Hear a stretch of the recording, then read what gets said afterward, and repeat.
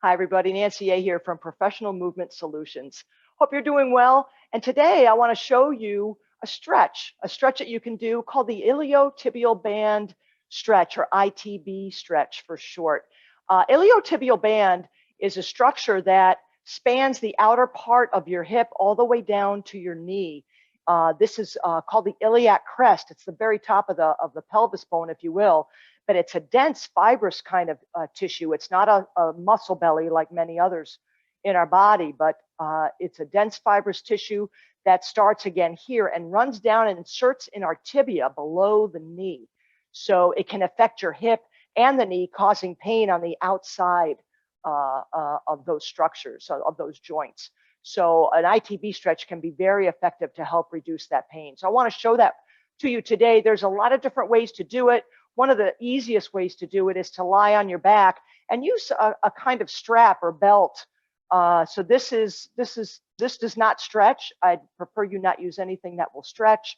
But even, like I say, a belt would work. A dog leash will work as well. All right, so I'm going to go ahead and show that to you for each side. So again, this is called the ITB stretch. So we're going to be laying on our backs, and we're going to use this strap to put on the bottom of our feet. We're going to do one at a time here. So I'm going to start with my right foot, right? And as we lay down, we're going to have this right leg up in the air. A slight bend in the knee is just fine. That's okay. All right. You'll see in some of the research, some will have the knee bent, some will have the knee straight, the leg straight out.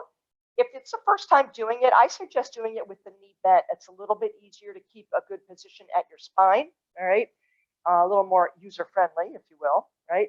So with this leg, I have it up in the air. I'm using my arms and this strap, this belt to support it.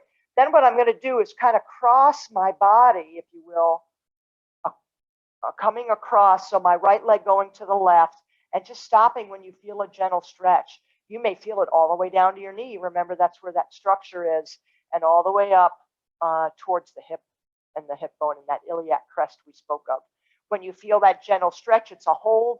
You could start at 10 seconds per se, work your way up to 20, up to 30 seconds. Yeah, I work in threes. If you've seen my other videos for stretches, usually 3 for 30 seconds is a great goal, right? And then to come out of that, you're just going to bring it back up straight, and then you'll bend that knee and bring it back down. Now I'm going to cheat and just help it and get the strap on the other leg, right? So I've got my right knee bent now. My left leg is in the air. Again, a slight bend in the knee is just fine. I'm going to bring that across my body as far as I can until I feel that gentle stretch. And that's where I'm going to hold it. Again, it's no bouncing, none of that. It's just a static, steady, gentle stretch. Again, for the ITB. And so then we can bring that back and then relax it back down. So, you know, you're fine to do 3 in a row on one leg because of the strap being in place, and then moving over to the other leg. That's just fine.